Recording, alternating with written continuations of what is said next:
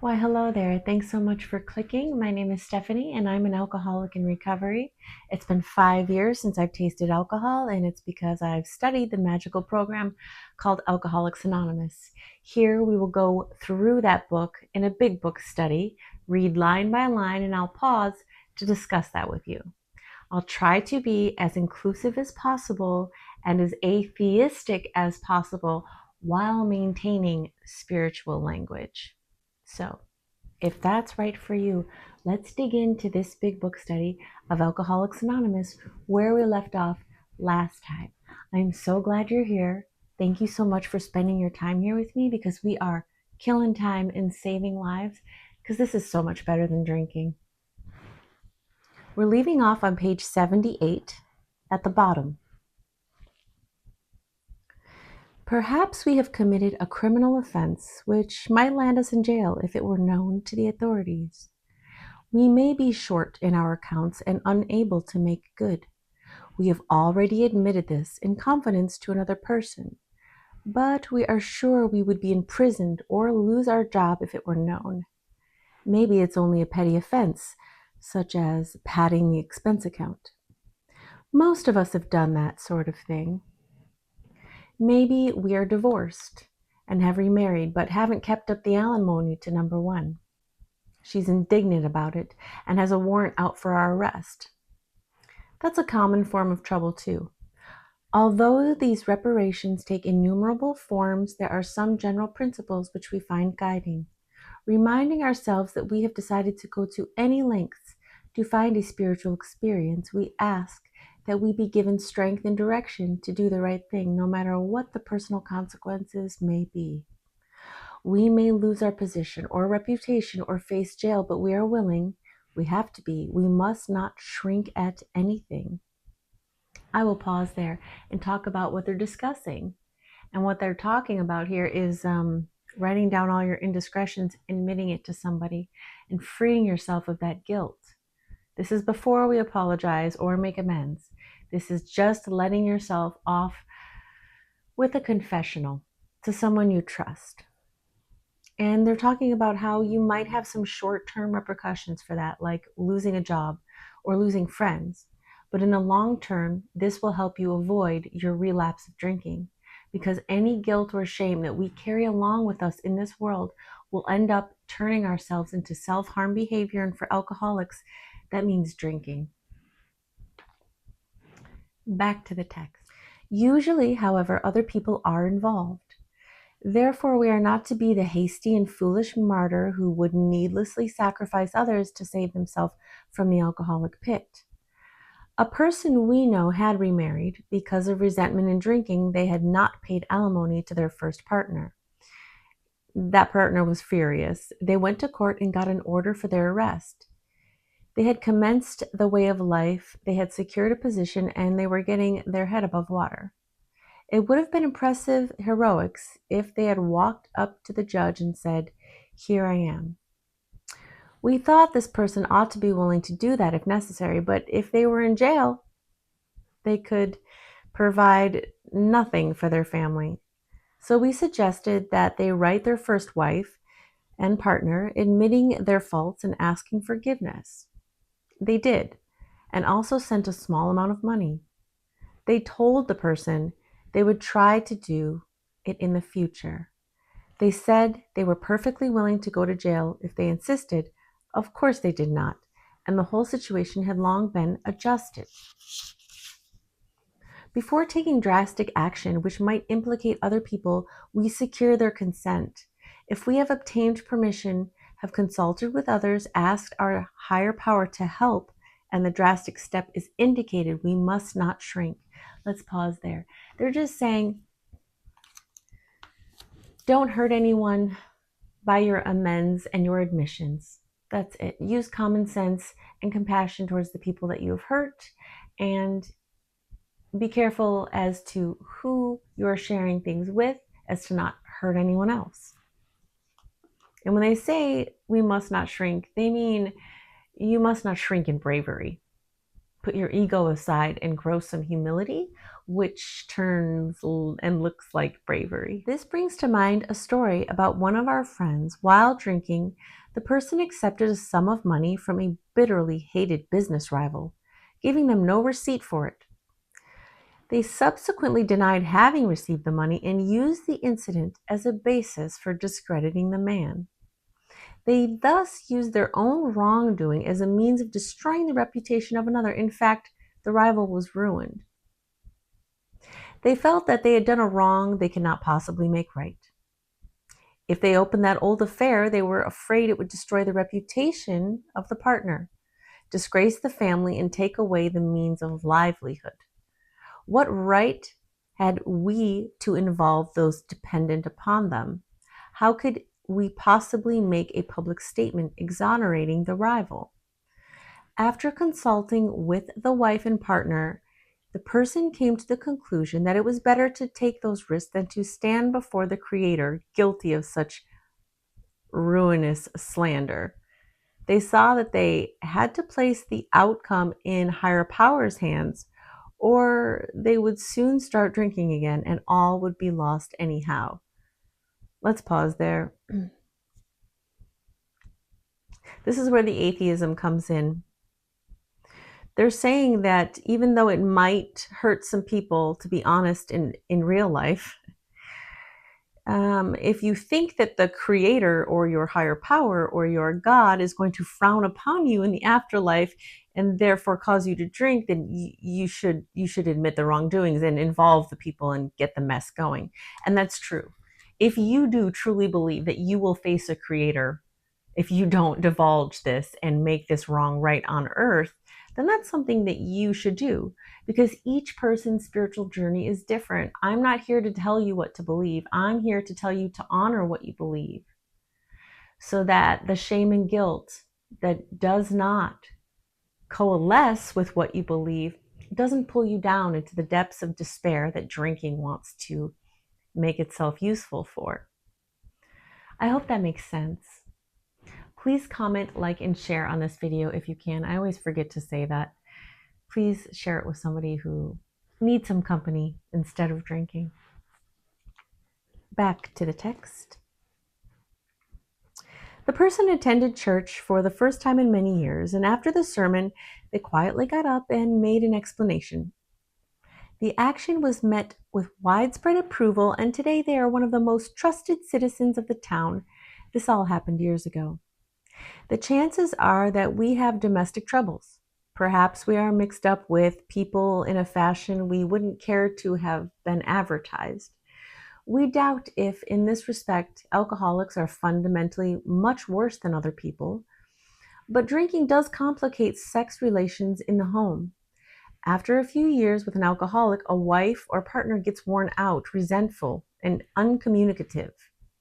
How could she be anything else? The partner begins to feel lonely, sorry for themselves. They commence to look around in the nightclubs or their equivalent for something besides the liquor. Perhaps they are having a secret and exciting affair with the girl who understands. In fairness, we must say that she may understand, but what are we going to do about a thing like that? A person so involved often feels very remorseful at times, especially if they are married to a loyal and courageous person who has literally gone through hell for them. Whatever the situation, we usually have to do something about it. If we are sure our partner does not know, should we tell her? Not always, we think. If she knows in a general way that we have been wild, should we tell her in detail? Undoubtedly, we should admit our fault. Our partner may insist on knowing all the particulars. They will want to know who the other person was and where the other person is. We feel we ought to say to her that we have no right to involve another person. We are sorry for what we have done, and God willing, it shall not be repeated. More than that we cannot do. We have no right to go further.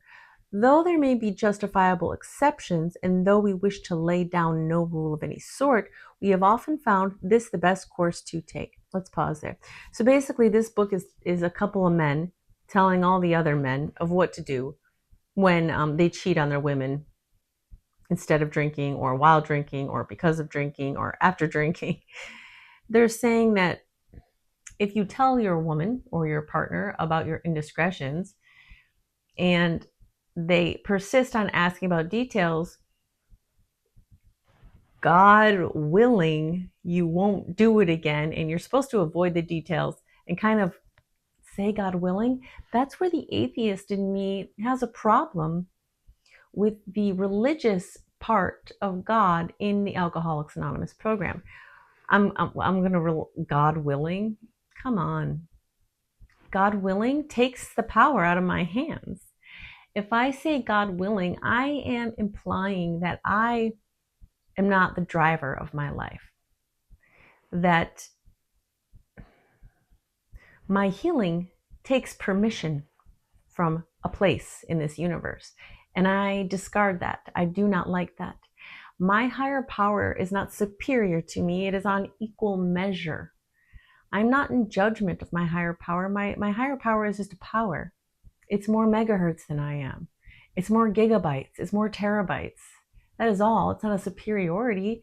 We are different things. We are both energy. And I don't like how the book wants to say God willing, because it takes out the responsibility and the accountability on your end. How about saying higher power supported or God supported? Because you could argue that your higher power is either going to support your goodness or destroy your goodness, not support it. I don't like trying to ask permission to exist from a higher power. I totally don't like that. And I think that we should be very careful in using the words God willing. It implies that we need permission to exist, and that is the opposite of what I believe, which is namaste, which is everything and everyone exists and is as important as the next, not one more than the next. And that includes higher power. Namaste doesn't keep out higher power, and such is the namaste is the higher power too. Do you see that higher power is not just one thing? It's a feeling, it's a presence, it's an actual power, it's an action. Wrapping my head around what my higher power is has helped me step into my recovery in a way that I am caring for myself that I never thought I could before. I am finding a oneness with my existence that is refreshing. It feels like I'm falling in love with myself. Now, this is tricky. It's tricky because that sounds kind of full of myself, but it's not like that. I'm rediscovering myself for the first time in this body on this planet. I do feel as though my energy has existed for millennia. I do believe that. I don't believe that energy ends. It only changes form. And I feel that in my bones. So with that, I do believe that when you are seeking your spiritual higher power on this journey of recovery, you shall find it. And it will look different. Sometimes it's a sticker. Sometimes it's a bumper sticker. Sometimes it's the way a stranger looks at you. Sometimes the higher power lives in the flower that you're smelling. And sometimes the higher power is the beehive that literally is a powerhouse that is bigger than you and could do much more damage and much more work in a smaller amount of time than you ever could. That is profound, because that means our higher power is not superior to us. And I truly believe that. Our higher power lives on the same plane as us. We don't ask permission for it to exist. Back to the text. Our design for living is not a one-way street. It is as good for the wife as it is good for the husband. It's good for the partner as it is good for the partner. If we can forget, then so can they. It is better, however, that one does not needlessly name a person upon whom they can vent jealousy. Again, I'm going to pause there. The men who wrote this book are trying to guide the other men out of having a confrontation with a woman. I can smell the sexism in the text right here. Each story is different. They just said that, so they don't need to go on and say that don't bring in the lady you had an affair with because your wife might get freaking jealous. They had just said this. They had just said, our designs for living is not a one-way street. That's it. But then they go on to say, it is as good for the wife as it is good for the husband. If we can forget, so can she. I'm sorry, what? If we can forget, so can she.